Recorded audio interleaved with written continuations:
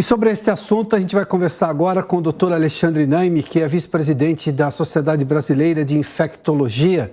Doutor, boa tarde, seja bem-vindo aqui ao Prós e Contras. Muito boa tarde, Adalberto. Muito boa tarde a todo mundo que está ligado na Jovem Pan News. Prazer estar aqui com vocês. Doutor, eu vou começar com duas questões muito rápidas aqui, até para a gente entender um pouco mais do que está pretendendo fazer o ministro da Saúde. O senhor é a favor dessa mudança que tem, sim, obviamente, um aspecto burocrático, mas também de operação prática de como as autoridades de saúde vão lidar com a Covid a partir desse fim do estado de emergência em saúde, como pretende o Ministério. O senhor é a favor disso nesse instante? Adalberto, se as políticas públicas, que são essenciais para a manutenção do controle da pandemia, do atendimento dos pacientes, da vacinação e do tratamento desses pacientes forem garantidas, como está dizendo o ministro, a simples declaração do fim do estado de uma emergência pública é algo retórico.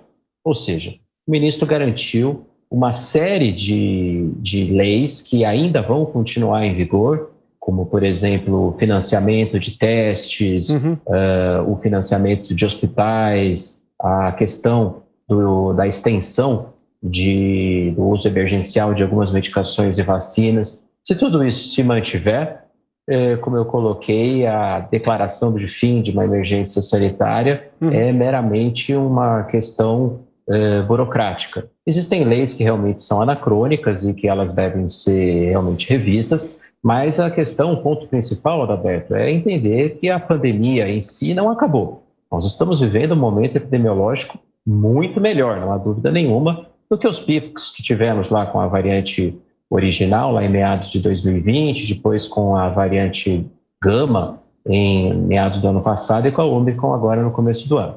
Mas é importante dizer que 100 óbitos todo dia, essa é a média móvel que nós estamos vivendo, e por mês, portanto, vão a óbito 3 mil pessoas. Não se pode simplesmente achar que a pandemia acabou e deixar que todas essas medidas de financiamento e prevenção sejam efetuadas. Bom, o ministro disse na entrevista que nenhuma política de saúde vai ser alterada, inclusive em relação a essas medicações de emergência que o senhor fez menção aí. Então, é meramente uma questão discursiva, como o senhor disse, retórica ou até burocrática. Mas isso representa o quê? Muda o patamar e, claro, isso nos dá uma ideia mais clara de que estamos realmente caminhando para o fim da pandemia? É essa a proposta que o governo tem com pelo menos a intenção de declarar o fim do estado de emergência? A intenção, Adalberto, é muito clara. É passar uma mensagem, e aí a gente fica na dúvida qual é o que tem por trás dessa intenção, qual é a real objetivo dessa mensagem, em dizer que nós estamos num outro período. Isso a gente já sabia, a queda do número de óbitos, a queda da internação, o próprio ministro foi muito claro em responsabilizar a vacinação como a principal medida de controle da Covid-19 no Brasil. Agora, qual vai ser a interpretação que a população vai dar a isso e quais vão ser as medidas que o governo vai continuar fazendo ou não em relação ao controle da pandemia, essa é a nossa preocupação.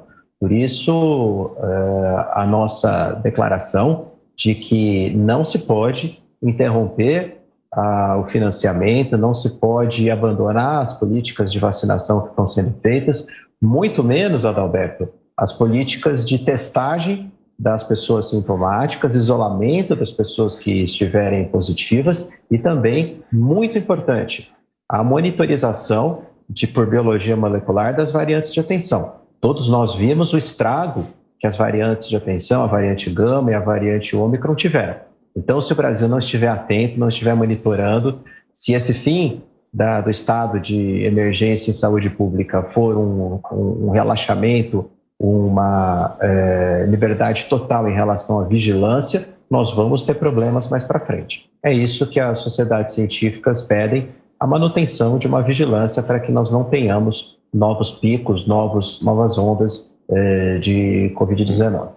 Doutor, agora não chama a atenção tanto tempo depois em que vivemos essa pandemia, do aparecimento das primeiras vacinas, que, por exemplo, a Coronavac, até porque eu tenho uma notícia aqui, depois a gente vai comentar, mas a Coronavac ainda esteja com uma vacina de emergência, ou seja, ela não tenha sido aprovada de vez, porque a Sinovac, que é exatamente o nome da vacina fora do país, recebeu o aval do governo de Hong Kong para iniciar estudos sobre a eficácia do imunizante Coronavac, especificamente no caso contra a Omicron, essa variante recente aqui.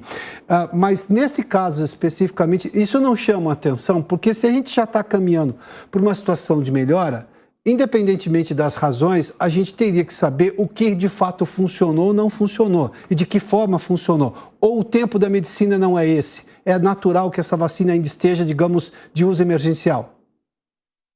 Não, Adalberto, dando uma resposta bem objetiva ao que o senhor perguntou, não é natural. A Coronavac, o instituto que faz a validação da Coronavac no Brasil, que é o Instituto Butantan, não respondeu em relação a um questionário muito extenso que a Anvisa mandou, uma série de dúvidas que havia sobre o registro definitivo da Coronavac no Brasil para adultos. A Pfizer já tem esse registro definitivo, a AstraZeneca já tem esse registro definitivo, a Janssen já tem esse registro definitivo, porque todas elas, as três, responderam assertivamente aos questionários e o Instituto Butantan, que representa a Coronavac, a Sinovac aqui no Brasil, não o fez. Portanto, esse material está pendente, as razões são bastante complexas e é necessário que o Instituto Butantan explique por que é que até agora não conseguiu responder essas questões, mas tem um outro ponto que você tocou, que é a vacina Coronavac para crianças e adolescentes, que é uma via paralela, são outros estudos pivotais, outros estudos placebo-controlados que estão sendo analisados pela Anvisa, e é uma outra via de autorização. O ministro disse da intenção de que essa vacina Coronavac seja mais direcionada para o público de crianças e adolescentes. Mas é necessário, a Anvisa vai cobrar, como fez com todas as outras vacinas e medicações, que os estudos sejam apresentados de forma que os dados possam ser auditados e acreditados. Então, essa é a pendência que existe. Uma falta de uma inconformidade em relação à apresentação dos dados que a Anvisa pede, que todos os outros laboratórios fizeram e que o Instituto Butantan ainda está em pendência.